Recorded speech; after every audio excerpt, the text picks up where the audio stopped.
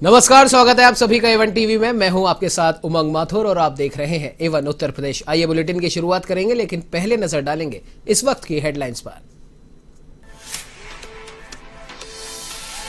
गोरखपुर में मुख्यमंत्री योगी ने गुरुद्वारे पर टेका माथा, मंदिर में दर्शन कर किया डोर टू डोर कैंपेन। कहा, आज उत्तर प्रदेश में दिखाई दे रहा है परिवर्तन, फिर से भाजपा की सरकार बनाने का किया दावा।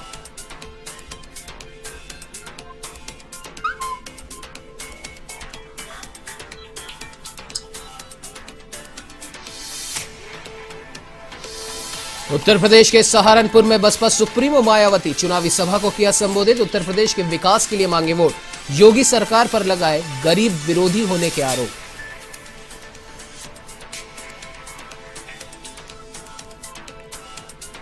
उत्तर प्रदेश विधानसभा चुनाव के समर में दिग्गज राजनाथ सिंह, सीएम योगी, प्रियंका गांधी, अखिलेश यादव और मायावती कर रहे हैं जनसभाएं, तो हापुड़ में जेपी नड्डा ने किया सर्व जनसभा को संबोधित।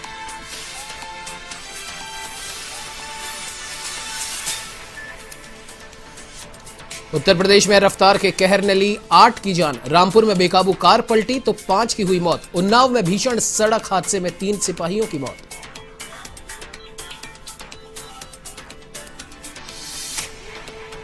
उत्तर प्रदेश के कई इलाकों में ओलावृष्टि ने बरपाया कहर, तेज बारिश के साथ गिरे ओलों से किसानों की फसलें हुई चौपट। खेतों और सड़कों पर बिछी ओलों की सफेद चादर।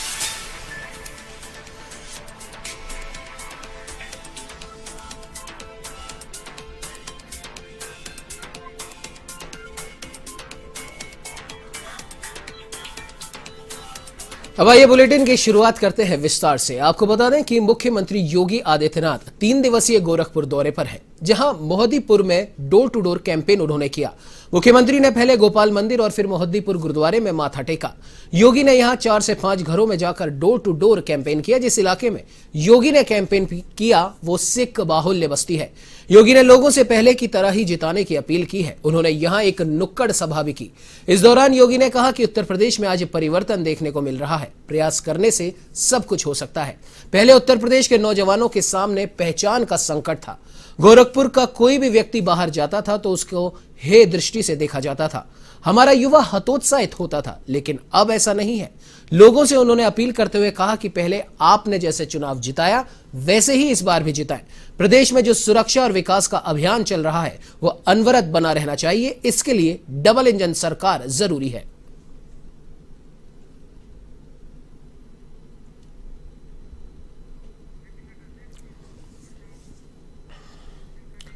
तो वहीं हापुड़ में बीजेपी के राष्ट्रीय अध्यक्ष जेपी नड्डा ने एक जनसभा को संबोधित किया, जहां उन्होंने हापुड़ की विधानसभा 59 से बीजेपी के प्रत्याशी विजयपाल अड़ती के लिए जनता से मतदान की अपील की। इस दौरान उन्होंने जनसभा को संबोधित करने के बाद डोर टू डोर जनसंपर्क कर जनता से संवाद भी किया।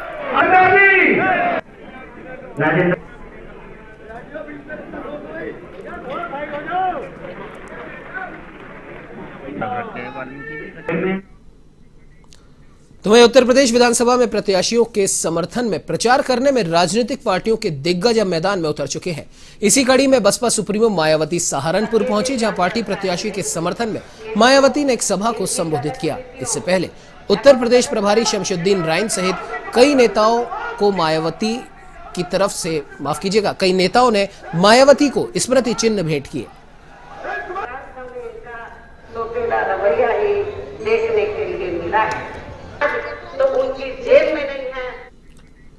तो वहीं बहुजन समाज पार्टी ने शनिवार को छठे चरण के लिए 54 उम्मीदवारों की लिस्ट जारी की है। इस लिस्ट में 11 ब्राह्मण और 7 मुस्लिम चेहरों को मौका दिया गया है।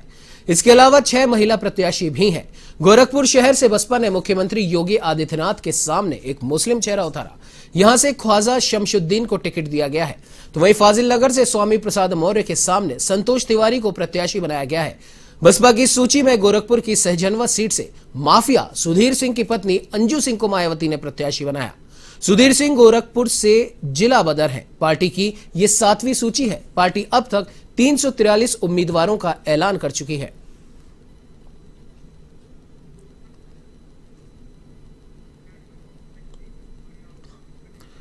तो वहीं सोमेश्वर विधानसभा का सरकार में कैबिनेट मंत्री और सोमेश्वर विधानसभा से भाजपा प्रत्याशी रेखा आर्या ने अल्मोड़ा में एक प्रेस वार्ता की, जिसमें उन्होंने कांग्रेस के प्रत्याशी राजेंद्र बारकोटी और कांग्रेस कार्यकर्ताओं पर आरोप लगाते हुए 2017 में बारकोटी ने एक मुकदमा दर्ज किया जो खारिज हो गया था, लेकिन वर्तमान में दोनों प्रत्याशियों पर एफआईआर दर्ज है। इस घटना को लेकर उन्होंने निर्वाचन आयोग और पुलिस महानिदेशक को सूचित किया है। तो वहीं कांग्रेस प्रत्याशी राजेंद्र बारकोटी ने इस आरोप को खारिज करते हुए कहा कि 2017 में माननीय न्यायालय ने मंत्री के पति को आरोपित किया है और वे जो आरोप लगा रही हैं वो निराधार है।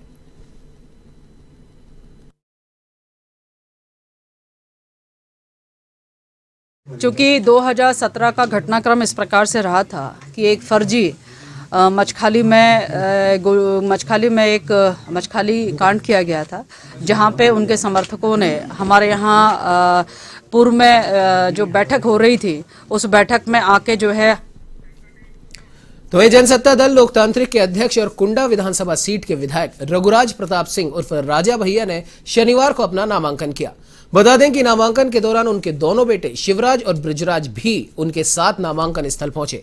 इस दौरान 2 प्रस्तावक और सैकड़ों समर्थक भी नामांकन स्थल पर पहुंचे, जहां बैरिकेडिंग कर पुलिस ने कार्यकर्ताओं को बाहर ही रोक दिया।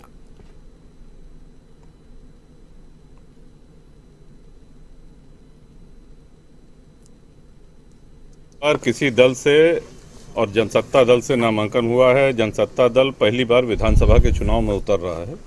रही बात प्रतापगढ़ जनपद की, तो यहाँ अभी तक बाबागंज और कुंडा 2 जगह से जनसत्ता दल के प्रत्याशी मैदान में उतरे हैं और जनता ने अपना मन बना रखा है कि हर बार का रिकॉर्ड तोड़ करके और बड़ा रिकॉर्ड और बड़ा कीर्तिमान इस बार बनाएगी। जीत का अंतर कितना होगा? हर बार तो रिकॉर्ड बनाते हैं, आपकी क्या विचार है? देखिए, हम तो प्रत्याशी हैं। जीत का अंतर और रिकॉर्ड बनाना ये कुंडा और बाबागंज की सम्मानित जनता का काम है। तो वहीं देवरिया के कलेक्ट्रेट परिसर में छठे चरण के मतदान के नामांकन के दूसरे दिन रुद्रपुर विधानसभा से बीजेपी प्रत्याशी और राज्य मंत्री जयप्रकाश निषाद ने अपना नामांकन दाखिल किया। आपको बता दें कि जयप्रकाश निषाद वर्तमान में रुद्रपुर विधानसभा से बीजेपी से विधायक हैं और उत्तर प्रदेश सरकार में मत्स्य राज्य मंत्री भी हैं।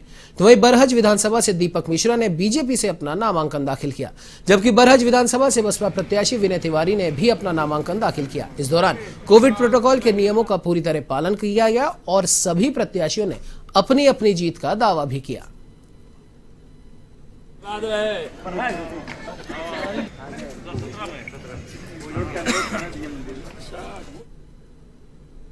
बात होगी हमारी, सबसे पहले जो हमारे युवा है भाई हैं उनके रोजगार की व्यवस्था करानी है।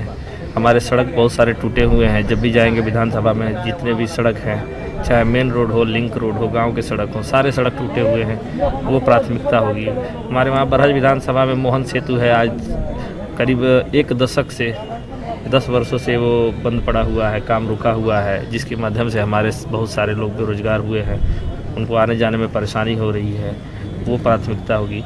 प्राथमिकता यह है कि विकास की गंगा बहे, केंद्र की प्रदेश की जो भी योजनाएं हैं बरहज में फलीभूत हो, क्रियान्वित हो। जनता के मूड क्या है? जनता का मूड तो देवरिया से गाजियाबाद तक भाजपा है, योगी मोदी। तो एक कौशाम्बी की मंझनपुर विधानसभा सीट से वर्तमान बीजेपी विधायक लाल बहादुर ने नामांकन दाखिल किया है।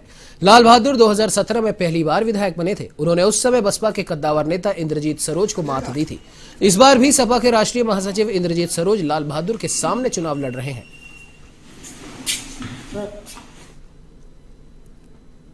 हाँ, कौशाम्बी में मंझनपुर में अपने क्षेत्र में उद्योग स्थापित हो, यहाँ के युवाओं को रोजगार मिले, इसके लिए बहुत से, चूँकि कौशाम्बी का अतीत बहुत गौरवशाली था, वैभवशाली था।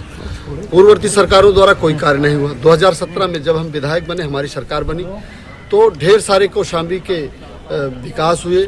अतीत कौशाम्बी का वापस आया, उसमें हम सफल हुए। आज कौशाम्बी बौद्ध सर्किट से जुड़ गया है, 4 लाइन से जुड़ रहा है, वहाँ पुल बन रहा है, गेस्ट हाउस बनकर तैयार हो गया है। बहुत से ऐसे विकास के कार्य मंझनपुर में हमने करवाए, जैसे डिपो है, जोगापुर पंप कैनाल है, सड़कों का चौड़ीकरण है, हर चौराहे पे हाई मार्क्स, हर बाज़ारों में हाई मार्क्स। पानी का संकट काफ़ी दूर हुआ है, जो शेष रह गया है उस हर घर को नल हम देने में कामयाब होंगे। तो वहीं कानपुर देहात में शनिवार को मौसम का मिजाज थोड़ा बदला दिखाई दिया। इसके चलते आसमान से आफत बरसी और तेज बारिश और ओलावृष्टि हुई। किसानों पर समस्याओं का पहाड़ टूट पड़ा। भोगनीपुर क्षेत्र में हुए मौसम के बदलाव में सड़कों पर ओले ही ओले दिखाई देने लगे। बारिश और ओलों से किसानों के चेहरे मुरझा गए। उनके खेतों में उगी सरसों मटर की फसल को नुकसान होने की आशंका है। दूसरी ओर तेज बारिश और ओले गिरने से हाईवे पर चल रही गाड़ियों की रफ्तार में धीमी गति रही।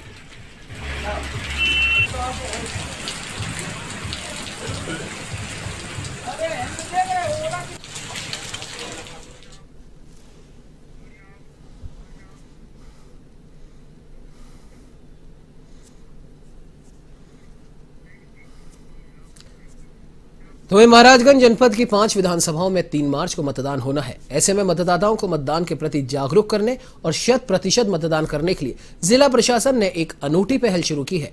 इसे लेकर जिला मुख्यालय पर स्वीप आउटरीच सेंटर की स्थापना की गई है, जिसमें तैनात कर्मचारी टेलीफोन के माध्यम से जनपद और देश के विभिन्न प्रदेशों में कार्यरत प्रदेश के मतदाताओं को मतदान के प्रति आमंत्रित करेंगे। कार्यक्रम का शुभारंभ करते हुए जिलाधिकारी ने स्वीप आउटरीच सेंटर से टेलीफोन के माध्यम से जनपद से देश के अन्य जगहों पर रोजगार के लिए गए लोगों से बातचीत कर उन्हें मतदान के लिए आमंत्रित किया। इस मौके पर जिलाधिकारी ने बताया कि बीते चुनावों में जनपद में सिर्फ 60 से 65% मतदान हुए हैं। इस अभियान के माध्यम से आशा है कि हम मतदान को 75% तक ले जाने में सफल होंगे।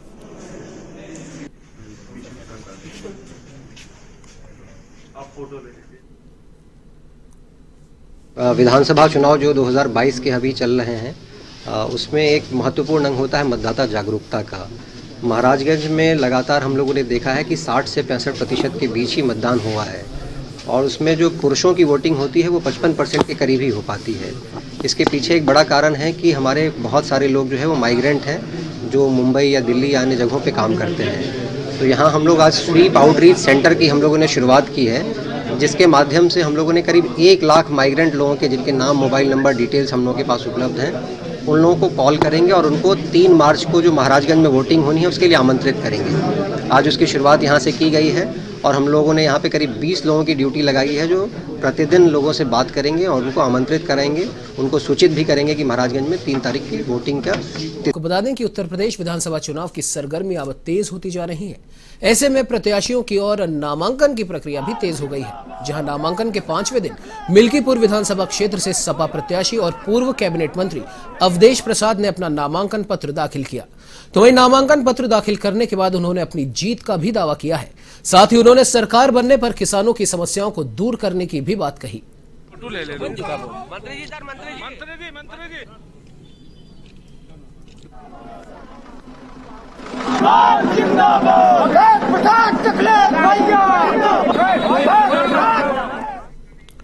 तो वहीं महाराजगंज के फरेंदा थाना इलाके में तैनात एक कांस्टेबल का शव फंदे से लटकता हुआ मिला, जिससे थाने में हड़कंप मच गया।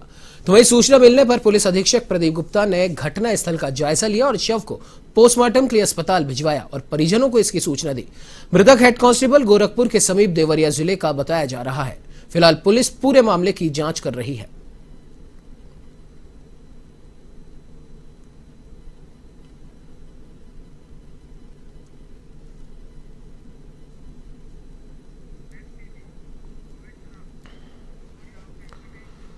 तो वही फतेहपुर में अवैध शराब के खिलाफ चलाए जा रहे अभियान के तहत बिंदकी पुलिस ने दबिश देकर भारी मात्रा में कच्ची शराब बरामद कर 3 अभियुक्तों को गिरफ्तार किया।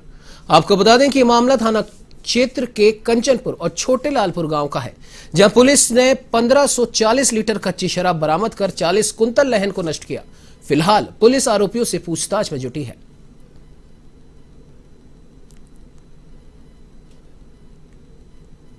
फरवरी 2021 को थाना बिंदकी द्वारा विधानसभा चुनाव 2022 के दृष्टिगत अवैध शराब बनाने तथा बेचने वाले अभियुक्तों के विरुद्ध अभियान चलाया गया, जिसके तहत ग्राम कंचनपुर तथा छोटे लालपुर में दबिश की कार्रवाई की गई। दबिश के दौरान करीब 1540 लीटर अवैध देशी शराब बरामद की गई तथा करीब 40 क्विंटल लहन बरामद किया गया। लहन को मौके पर ही नष्ट कराया गया। 3 अभियुक्तों के विरुद्ध अभियोग पंजीकृत कर अग्रिम विधिक कार्रवाई की जा रही है। तो वहीं हमीरपुर की कुरारा थाना पुलिस और एसओजी की टीम को एक बड़ी कामयाबी हाथ लगी है, जहां पुलिस ने 2 मादक पदार्थ के तस्करों को गिरफ्तार किया है, जिनके पास से 52 किलो अवैध गांजा बरामद हुआ, जिसकी कीमत करीब 5.5 लाख रुपए बताई जा रही है। बता दें कि पुलिस ने यह कार्रवाई कुरारा थाना क्षेत्र के मनकी रोड पर की है। फिलहाल पुलिस ने मामला दर्ज कर लिया है और जांच शुरू कर दी है।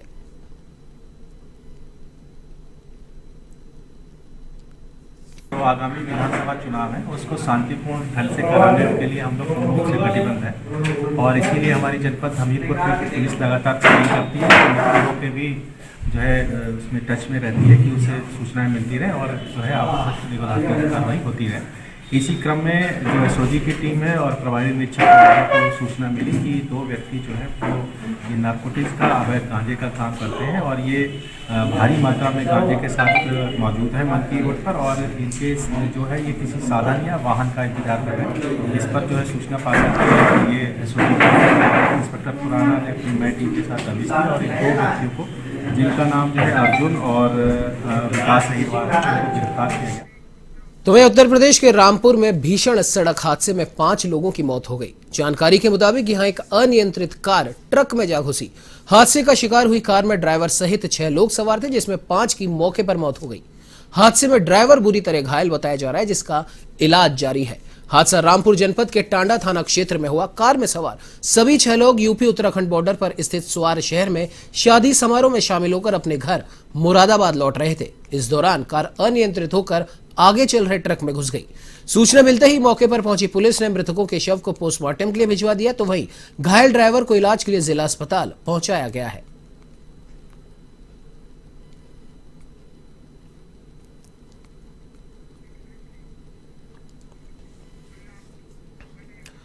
तो उत्तर प्रदेश के जौनपुर में अधेड़ की बेरहमी से हत्या करने का मामला सामने आया। जानकारी के मुताबिक भुसैरा निवासी सुरेंद्र यादव बाजार में चाय की दुकान पर था और इसी दौरान गांव के ही 2 युवकों से उसकी कहासुनी हो गई। इस पर युवकों ने ईंट पत्थर से अधेड़ से मारपीट की, जिससे उसकी मौत हो गई। सूचना के बाद पुलिस मौके पर पहुंची और शव को कब्जे में लिया। फिलहाल पुलिस उद्धव यादव और प्रकाश यादव के खिलाफ मामला दर्ज कर जांच शुरू कर चुकी है।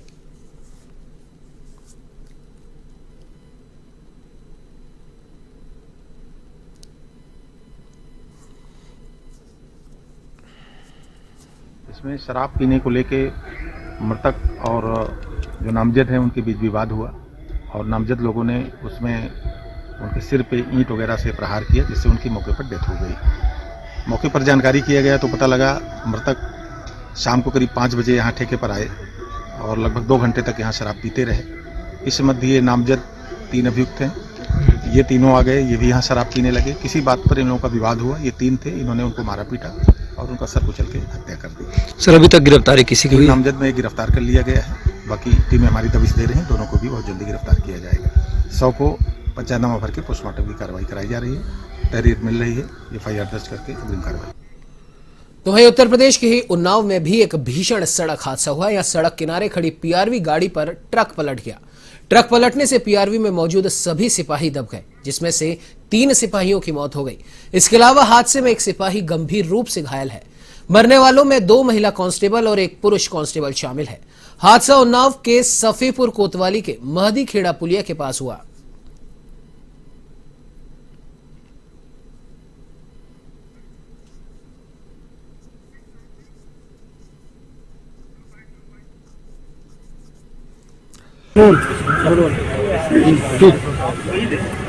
आज शाम लगभग 9 बजे सफीपुर थाना अंतर्गत हमारी पीआरवी 2029-08 एक इवेंट से वापस लौट रही थी कि रास्ते में उसका टैंकर से एक्सीडेंट हो गया और टैंकर पीआरवी पर पलट गया, जिससे हमारे विभाग के 3 आरक्षी की डेथ हो गई और 1 आरक्षी जो घायल है। ये बहुत ही दुखद घटना है, अग्रिम विधिक कार्रवाई की जा रही है। इस बुलेटिन में फिलहाल इतना ही। देश प्रदेश की तमाम बड़ी खबरों की जानकारी के लिए आप बने रहिए हमारे साथ और देखते रहिए A1 TV। नमस्कार।